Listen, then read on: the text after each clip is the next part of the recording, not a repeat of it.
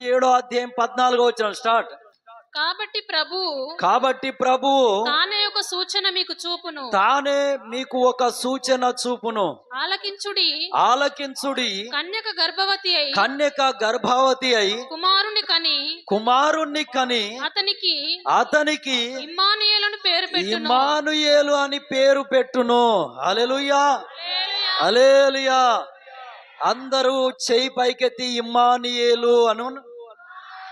Emmanuel, Emmanuel, దేవుడు మాకు తోడు. దేవుడు మాకు తోడు. ఆమేన్. హల్లెలూయా, హల్లెలూయా. దేవుని పిల్లలారా, కన్యక గర్భవతి అయి కుమారుణ్ణి కన్నది. రైట్. మనకున్నటువంటి పెద్దలు ఏం చెప్పారో విందాం. గౌతమ బుద్ధుడు క్రీస్తు పూర్వము 500 సంవత్సరములో ఆయన ఉన్నాడండి. గౌతమ బుద్ధుడు అంటే బౌద్ధ మత స్థాపకుడు. ఆయన ఏం చెప్పాడంటే యేసు క్రీస్తుల వారి గురించి, ఇదిగో నేను చనిపోయిన తర్వాత 500 సంవత్సరాలకు భాగ్యమెతై అని అతడు జన్మిస్తాడు. హల్లెలూయా, హల్లెలూయా.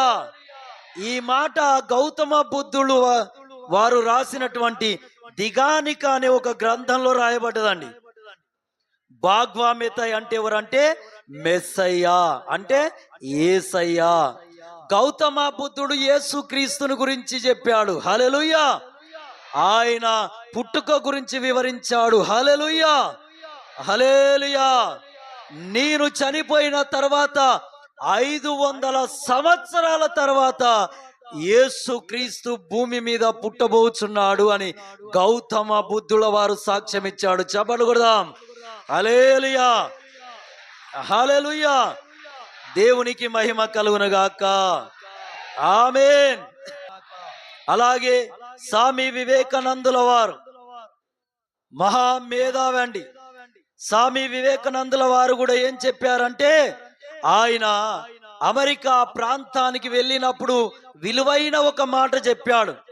ఏంటి ఆ మాట అంటే, నేను కూడా పాలస్తీనాలో క్రీస్తుతో కలిసి జీవించి ఉంటే ఆయన పాదములను కన్నీటితో కాక నా హృదయ రుధిరముతో కడిగి ఉండేవాణ్ణి. హల్లెలూయా. స్వామి వివేకానందుల వారు చెప్పారు, పాలస్తీనాలో యేసు క్రీస్తుల వారు ఉన్నప్పుడు నేను కూడా జీవించి ఉంటే, ఆ దినాల్లో నేను కూడా పుట్టి ఉంటే నా కన్నీళ్లతో కాదు ఆయన పాదాలు కడిగేది, నా గుండెలో ఉన్న రక్తము తీసి అతని పాదాలు కడిగేవాణ్ణి అని చెప్పాడు. హల్లెలూయా, హల్లెలూయా. స్వామి వివేకానందుల వారు ఈ విధంగా వివరించాడని ఆయన పుట్టుకను గురించి. అలాగే డాక్టర్ బిఆర్ అంబేద్కర్ గారు కూడా ఏం చెప్పాడంటే, ఆయన అనుదిన చర్యలు ఏంటండి, అనుదిన చర్యలు అనే ఒక పుస్తకం ఉంది. ఆ పుస్తకములో మనం చదివితే బిఆర్ అంబేద్కర్ గారు ఆయన ఏం చెప్పాడంటే, క్రైస్తత్వం 100% పాళ్ళు వాస్తవము, క్రైస్తత్వాన్ని ఒప్పుకోవచ్చు. హల్లెలూయా, హల్లెలూయా. ఒప్పుకోవచ్చు. నా అనుదిన చర్యల్లో నేను పరిశుద్ధ గ్రంథం బైబిల్ చదివేవానని డాక్టర్ బిఆర్ అంబేద్కర్ గారు సాక్ష్యం ఇచ్చారు. హల్లెలూయా, హల్లెలూయా. దేవునికి మహిమ కలుగునుగాక. ఆమేన్. అలాగే ఆర్యులు క్రీస్తు పూర్వం సుమారు 1500 సంవత్సరాల క్రితం ఈ ప్రపంచము పాపరాశి అయి నిలిచినప్పుడు పురుషుడు మానవోద్ధరణకై అవతరించును. ఆయన యందు దైవ మానవత్వాలు కలిసి ఉండును. దేహమును బలిగానిడి తన అమర్త్య దేహము చేత మృత్యువును జయించి సర్వమునందు తానే వ్యాపించి ప్రపంచాన్ని రక్షించును అనే ఒక విలువైన మాట ఆర్యులు చెప్పారండి. ఎక్కడ రాయబడ్డదంటే శతపథ బ్రాహ్మణమందు గల తైత్తెర్య అరణ్య కాండమందు ఇది రాయబడ్డది. దీని అర్థం ఏంటంటే దేవుడు ఒక్కడే, దేవునికి నరులకు మధ్యవర్తి ఒక్కడే, ఆయన క్రీస్తు యేసును నరుడు. ఈయన అందరి కొరకు విమోచన క్రయధనముగా తనను తాను అర్పించుకొనెను. హల్లెలూయా, హల్లెలూయా. ఇదే మాట ఈ తైత్తెర్య అరణ్య కాండమందు రాయబడ్డది. ఇంతమంది క్రీస్తుని గురించి సాక్ష్యం ఇస్తున్నారు. కొన్ని మాటలు మీకు వివరించాను, కొందరు భక్తులు మీకు చెప్పిన మాటలు. దేవుని పిల్లలారా, వీళ్ళందరే యేసు క్రీస్తు పుట్టుక గురించి వివరించి, యేసుక్రీస్తు దేవుడు, ఆయన రక్షకుడు, ఆయన పుట్టుక ప్రపంచానికి సంతోషమని వీళ్ళు ఒప్పుకున్నారు. మనకంటే ముందున్నటువంటి పితరులు ఈరోజు భారతదేశానికి ఒక మంచి పునాది గల్లవాళ్ళు, చరిత్రను రాసిన వారు, రాజ్యాంగాన్ని సృజించిన ఈ మేధావులే యేసే క్రీస్తు అని అంగీకరిస్తే, వీళ్ళకంటే ఈ రోజుల్లో ఉన్నటువంటి వారు గొప్పోళ్ళ అండి? ఈరోజు రాజ్య పరిపాలన చేస్తున్న వారైనా సరే, క్రైస్తత్వాన్ని అడ్డుకుంటున్న వాళ్ళైనా సరే, ఇది విదేశీ మతం అని అంటున్న వారైనా సరే,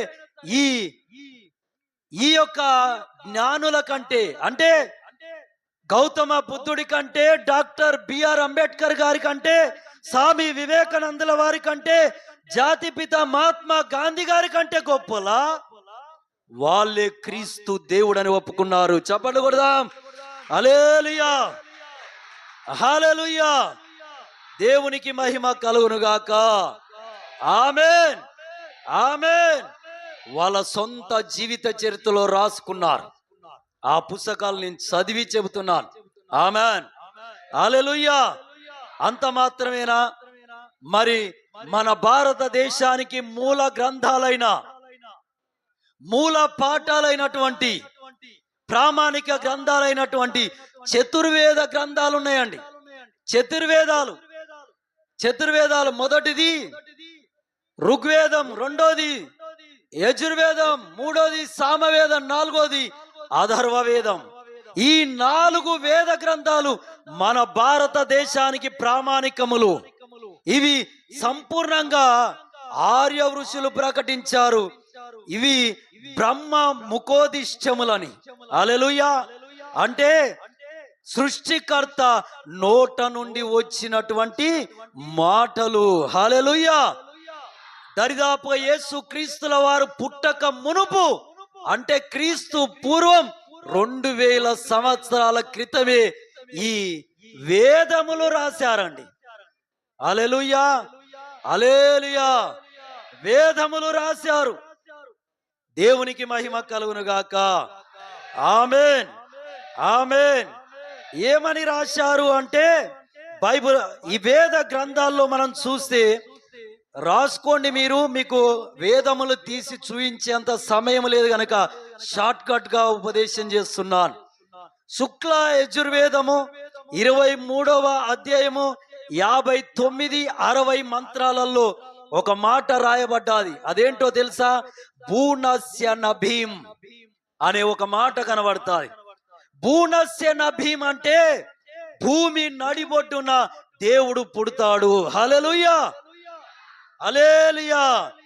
భూమి నడిబొడ్డున దేవుడు పుడతాడనే మాట వేదములో ఉంది. దేవుని పిల్లారా, ఇదే మాట బైబిల్ గ్రంథంలో కూడా ఉంది. ఎజెకియేలు గ్రంథము 38వ అధ్యాయము 12వ వచనం చదవండి. ఎజెకియేలు గ్రంథము 38వ అధ్యాయము 12వ వచనం. త్వరగా. వారిని దోచుకుని కొల్లసమ్ముగా పట్టుకొనుటకై పూర్వము పాడై మరలా నివసింపబడిన స్థలముల మీదికి తిరిగిపోయేదను. ఆయా జనములలో నుండి సమకూర్చబడి పశువులను సరుకులను కలిగి భూమి నట్ట నడుమ నివసించు జనుల మీదికి. ఎక్కడండి? భూమి నట్ట నడుమ నివసించు ప్రజల మధ్యకు నేను వెళ్ళేదను. హల్లెలూయా, హల్లెలూయా. భూమి నడిబొడ్డు, ఈ ఖండాల నడిబొడ్డు ఏదంటే యేసు క్రీస్తు పుట్టిన బెత్లెహేమే. హల్లెలూయా, హల్లెలూయా. 4 దిక్కుల నుండి చూస్తే సరిగా కొలత వేస్తే యేసయ్య పుట్టినటువంటి స్థలము ఈ భూమి నడి నాభి. ఆమేన్. అదే వేదము కూడా వివరిస్తున్నది. దేవుని పిల్లలారా, ఇంకా మీకు వేద గ్రంథంలో క్రీస్తు పుట్టుక గురించి కొన్ని విషయాలు మీకు నేను చెబుతాను. కన్యకకు పుడతాడనే మాట రాయబడ్డాది. రిఫరెన్స్ రాసుకోండి. ఋగ్వేదము 6వ అధ్యాయము 16వ మంత్రము. ఋగ్వేదము 6వ అధ్యాయము 16వ మంత్రంలో ఏముందంటే, ఏషిం దేవా ప్రధిశ్రోమ పర్వం పూర్వో ఇజాప్ప పావు గర్భే అథం పర్యాంత జనం ప్రతిష్ఠి సర్వతోముఖ. దీని అర్థం ఏంటంటే, ఈ జగత్తును రక్షించడానికి వచ్చువాడు యేసు. ఆ యేసు తూర్పు దేశములోని పరిశుద్ధాత్మ వలన గర్భము ధరించి కన్యకకు పుడతాడు. హల్లెలూయా, హల్లెలూయా.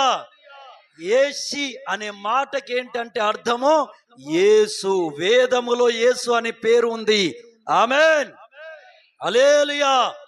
ఇదే మత్తయి సువార్త 1వ అధ్యాయము 21వ వచనములో కూడా ఈ మాట ఉంది.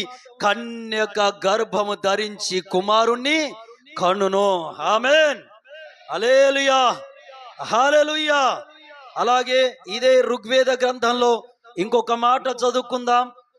ఈ యొక్క మంత్రము అర్థం కూడా మీకు వివరిస్తాను.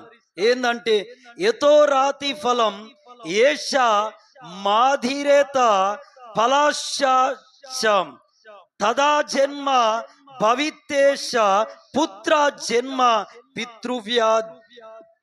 దీని అర్థం ఏంటంటే, పరలోక దేవుడు భూలోకములో యేసు అను పేరుతో మనుష్య కుమారుడు కన్యక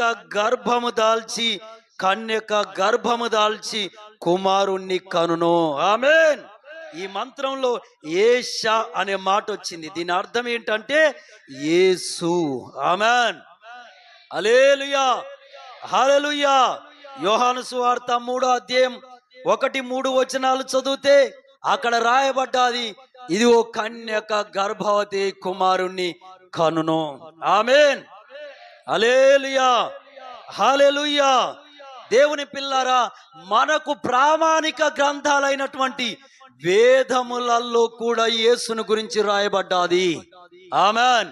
ఆ వేద గ్రంథాలు కూడా యేసు క్రీస్తు భూమి పైన పుడతాడు, అది భూమి నడిబొడ్డున పుడతాడు, ఆయన రక్షకుడు, ఆయన కన్యకకు పుడతాడని వేదము కూడా ఒప్పుకుంటుంది. నువ్వు ఒప్పుకుంటేంత, ఒప్పుకోకపోతేంత.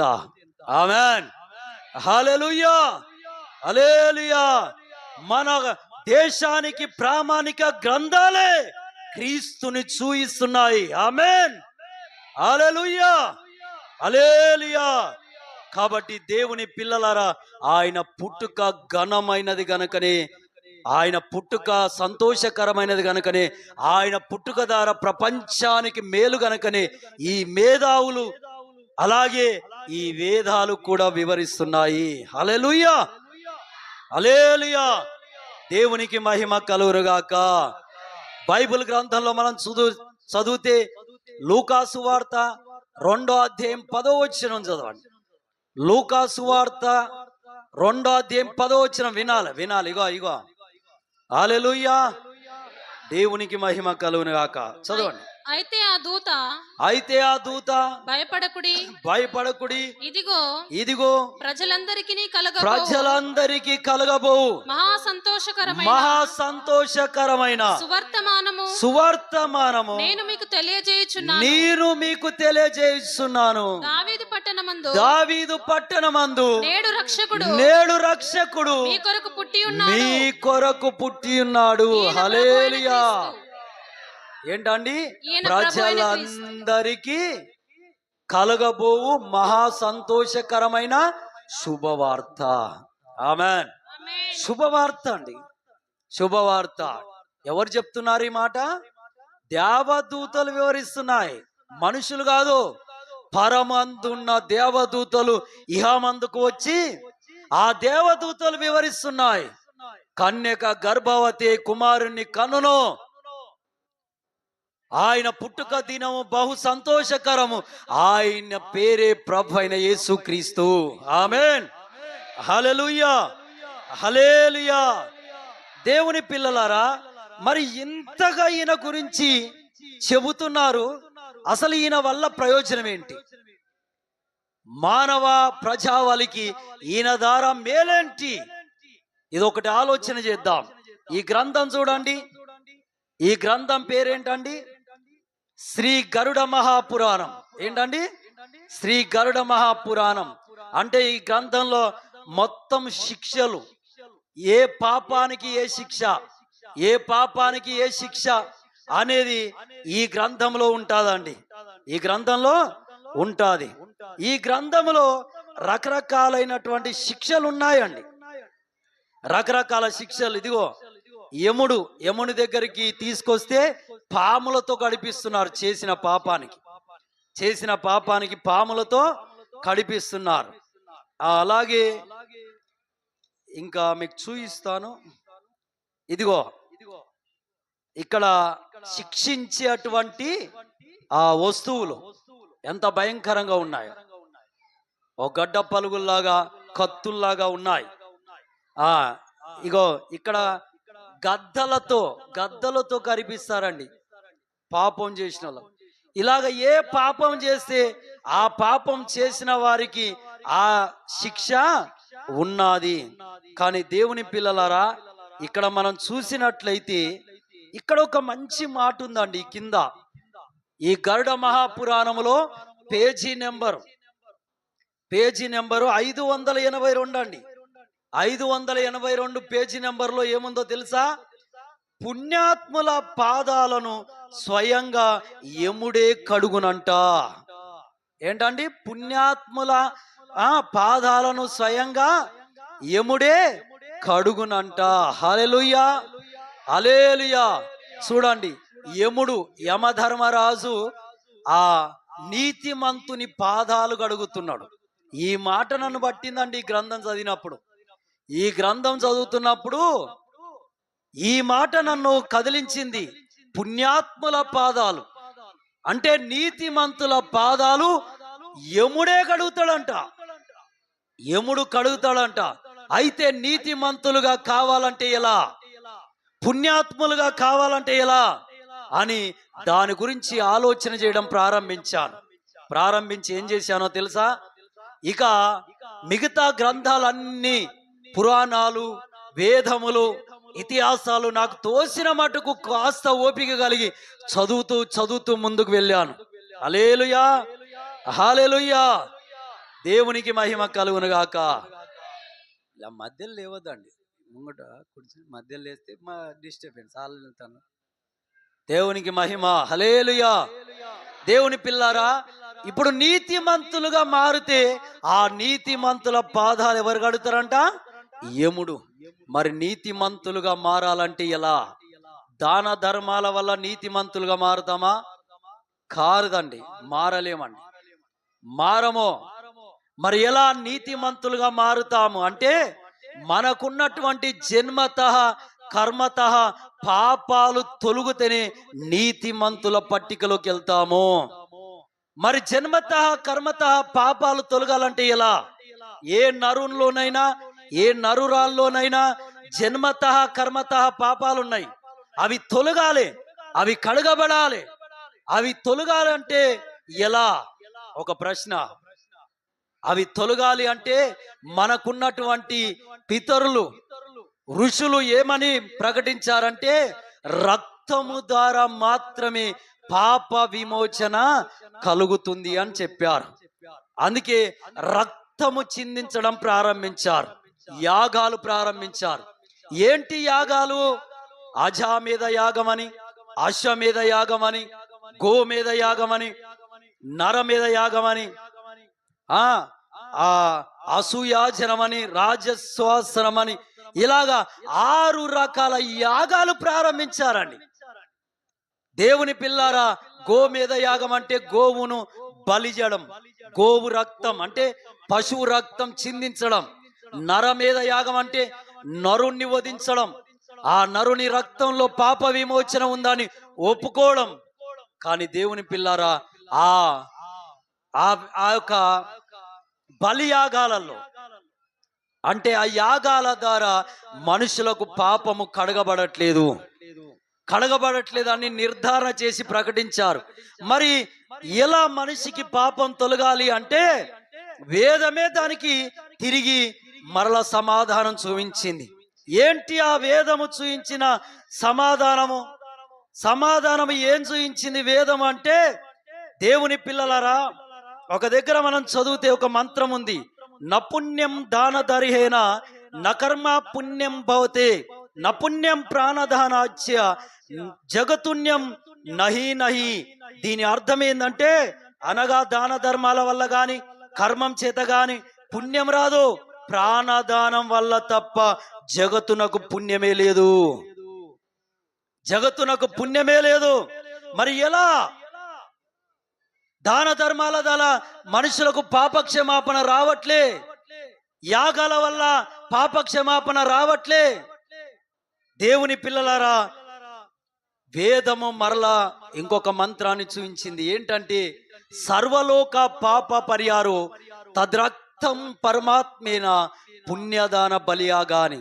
అంటే సర్వలోక మానవాళికి పాప విమోచన జరగాలంటే పరమాత్ముడు తద్రక్తం పరమాత్మేన పుణ్యదాన బలియాగా, అంటే పరమాత్ముడే స్వయంగా తన సొంత రక్తాన్ని చిందించాలి. ఇక్కడ దొరికిందండి పాయింట్, ఇక్కడ దొరికింది. మరి పరమాత్ముడు రక్తం చిందించాలా, మరి ఆ పరమాత్ముడు ఎవరు అని వెతికారు. ఆ పరమాత్ముడు ఎవరు అని వెతికారు. దేవుని పిల్లారా, స్వామి వివేకానందుల వారు ప్రబోధ రత్నాకర్ అనే పుస్తకంలో ఒక మంచి మాట రాసి పెట్టాడు. మొదటి పేజీలోనే దేవుడు ఏమై ఉన్నాడంటే, దేవుడు వాక్యమై ఉన్నాడు. హల్లెలూయా! దేవుడు వాక్యమై ఉన్నాడని స్వామి వివేకానందుల వారు చెప్పారు. బైబిల్ కూడా అదే చెప్తుంది. మొదటి యోహాను రాసిన పత్రిక 1వ అధ్యాయం 1వ వచనంలో, ఆది అందు వాక్యం ఉండెను, వాక్యము దేవుని యొద్ద ఉండెను, ఆ వాక్యమే దేవుడై ఉండెను. 14వ వచనం సెలవిస్తుంది, ఆ వాక్యము శరీరము కప్పుకొని భూమిపైకి కృపా సత్య సంపూర్ణుడుగా వచ్చెను, ఆయన్నే ప్రభువైన యేసుక్రీస్తు. చప్పట్లు కొడదాం గట్టిగా. దేవునికి మహిమ కలుగును గాక. హల్లెలూయా, హల్లెలూయా. దేవుని పిల్లలారా, అలాగే భవిష్య పురాణంలో కూడా వ్యాస మహర్షి గారు రాశారండి. ఇక్కడ ఏం రాశారంటే, ఈశా పుత్రాంశ మవిద్ధి కుమారి గర్భ సంభవం మ్లెచ్చే ధర్మస్య వ్యక్తారం అనేదానికి అర్థం ఏంటంటే, ధర్మం తప్పి తిరుగుతున్న వారికి సత్యము బోధించు కన్యక కుమారుడు, ఆయన పేరే యేసుక్రీస్తు. ఆమేన్, హల్లెలూయా, హల్లెలూయా. ఇదే మాట బైబిల్ గ్రంథంలో కూడా మత్తయి సువార్త 22వ అధ్యాయం 16వ వచనంలో ఉంది. దేవుడు ఈ లోకానికి వచ్చింది ఎందుకో తెలుసా? సర్వ సత్యమును బోధించడానికి. ఆమేన్, హల్లెలూయా, హల్లెలూయా, హల్లెలూయా. దేవుని పిల్లారా, అలాగే వ్యాస మహాముని అని ఒక మంత్రం రాశాడండి. అద్భుతం ఈ మంత్రం.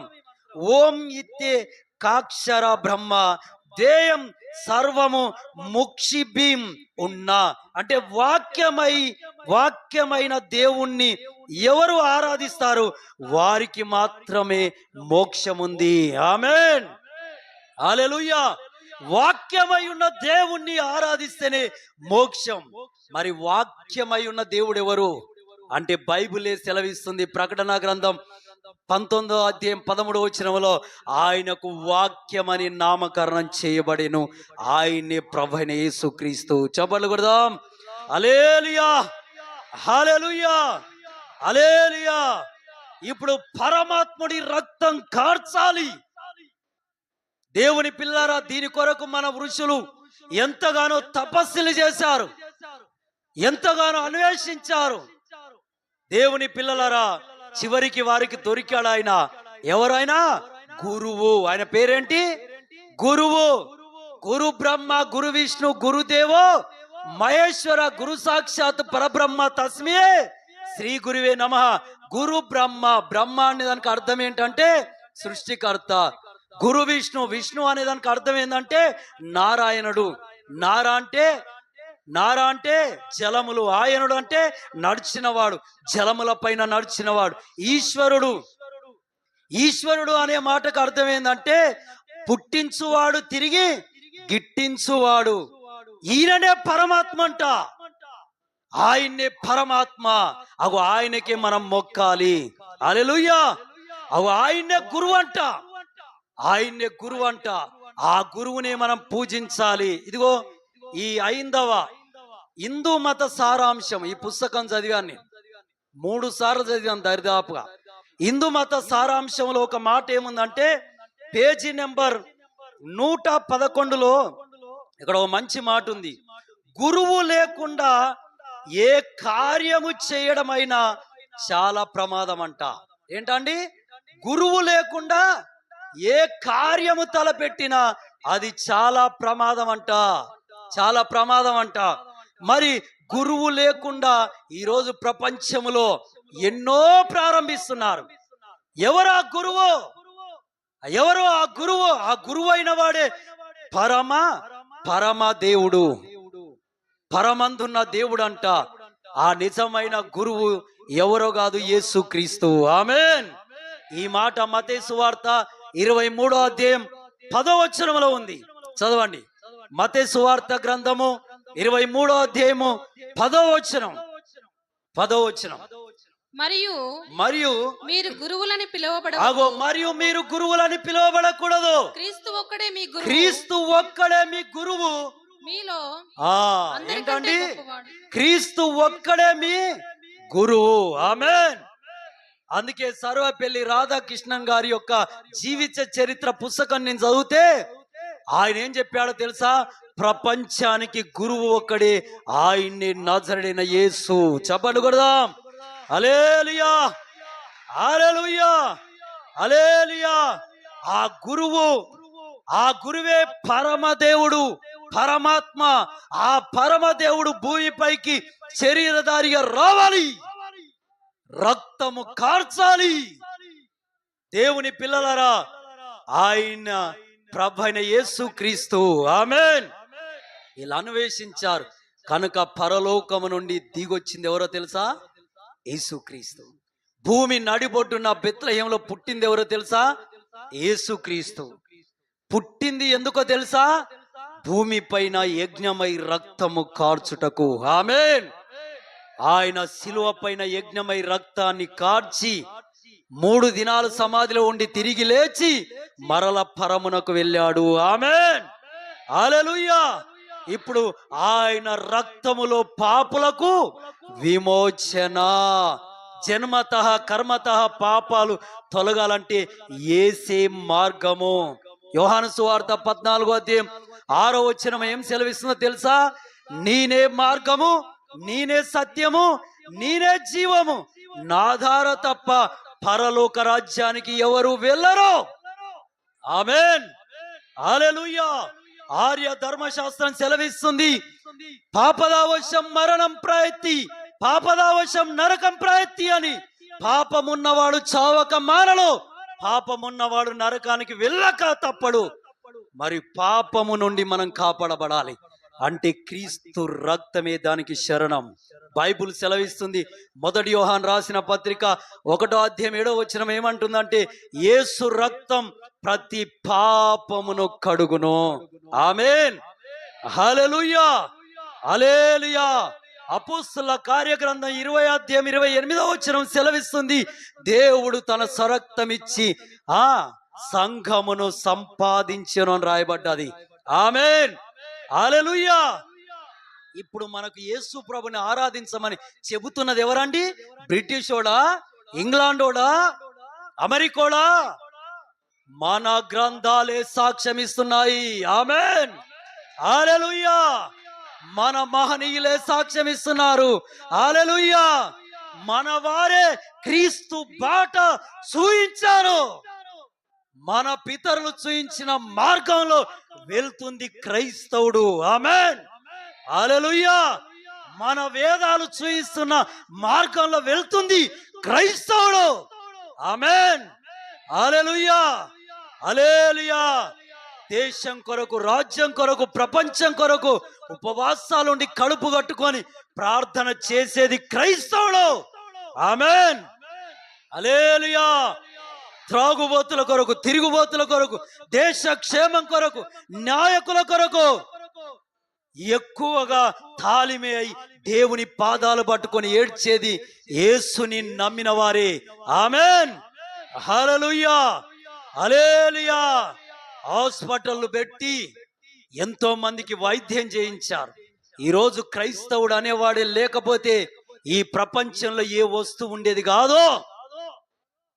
పెన్ను కనుక్కున్నది క్రైస్తవుడే, ఫోను కనుక్కున్నది క్రైస్తవుడే, ఫ్యాన్ కనుక్కున్నది క్రైస్తవుడే, గాలి మోటార్ కనుక్కున్నది క్రైస్తవుడే, ఏరోప్లేన్ అచ్చు యంత్రం కనుక్కుంది క్రైస్తవుడే, సతీ సాగమానం భర్త చనిపోతే భార్యను కూడా తగలేయాలని ఆ సతీ సాగమనాన్ని బంధించి దాన్ని తొలగించింది క్రైస్తవుడే. లోకములో చట్టాలు తెచ్చింది క్రైస్తవుడే, ఆడపిల్లలకు చదువు తెచ్చింది క్రైస్తవుడే, కోర్టులు తెచ్చింది క్రైస్తవుడే, బ్యాంకులు తెచ్చింది క్రైస్తవుడే. ఈరోజు తెలియక ఇష్టం ఉన్నట్టుగా మాట్లాడుకుంటూ వాగుతే ఎన్ని పుస్తకాలు చదివి చదివి చదివి ఉన్నోళ్ళమండి. ఆమేన్. హల్లెలూయా. హల్లెలూయా. హల్లెలూయా. యేసే రక్షకుడని మన వెనకాలన్న మన పితరులు చెప్పారు. ఆమేన్. మన గ్రంథాలు, వేదాలు కూడా యేసే రక్షకుడని సెలవిస్తున్నాయి. ఆమేన్. ఆయన ద్వారానే మోక్ష ప్రాప్తి అని మన వేదాలు సెలవిస్తున్నాయి. అదే మాట బైబిల్ గ్రంథం కూడా సెలవిస్తుంది. యేసుక్రీస్తుని నమ్ముకొని ఆయన రక్తంలో మనం కడగబడితేనే పరలోక రాజ్యము. భూమి మీద ఎంతకాలం బ్రతావండి? ఎంతకాలం బ్రతావు? చూస్తుండగా మరణం వచ్చి మన ముందు నిలబడుతుంది. రా అంటే నరకానికి వెళ్తావా, పరలోకానికి వెళ్తావా చూసుకో. పరలోకానికి వెళ్ళాలంటే అది దేవుని పట్టణం. అక్కడికి వెళ్ళాలంటే నీ పాపం కడగబడాలి. నీ పాపం కడగబడాలంటే యేసు క్రీస్తు రక్తములో నిన్ను నువ్వు ఒప్పుకోవాలి. ఆమేన్. ఆమేన్. 1 యోహాను పత్రిక 1:9 ఉంది, ఇదిగో ఆయన దగ్గరికి వచ్చి నీ పాపలను ఒప్పుకున్న ఎడల ఆయన నమ్మదగినవాడు, నీ సమస్త దుర్నీతిని కడిగి పవిత్రపరుస్తాడంట. హల్లెలూయా. హల్లెలూయా. హల్లెలూయా. కాబట్టి దేవుని పిల్లారా, యేసు నిజమైన రక్షకుడు. అందుకే ఆయన వచ్చాడు. కానీ మతం అంటున్నారు తెలియక. ఇదొక మార్గం ఎక్కడికి? పరలోక పట్టణానికి. ఆమేన్. మన తండ్రి ఆయన తండ్రులని మీరు పిలువబడకూడదు. మనందరికీ తండ్రి ఒక్కడే, ఆయన్నే యేసుక్రీస్తు అని మత్తయి సువార్త 23:10-11 వచనాల్లో రాయబడ్డాది. హల్లెలూయా. హల్లెలూయా. ఆయన మన తండ్రి గనక మన కొరకు రక్తం గార్చాడు, శిలువలో యజ్ఞమయ్యాడు. ఆయన రక్తంలో నీ పాపాన్ని కడుక్కొని శుద్ధి చేయబడి దేవుని కొరకు నిలబడు. నీకు మోక్షం ఉంది, పరలోకం ఉంది. పరలోకం ఉంది. మోకాలేద్దాం, చేతులెత్తుదాం. Thank you lord.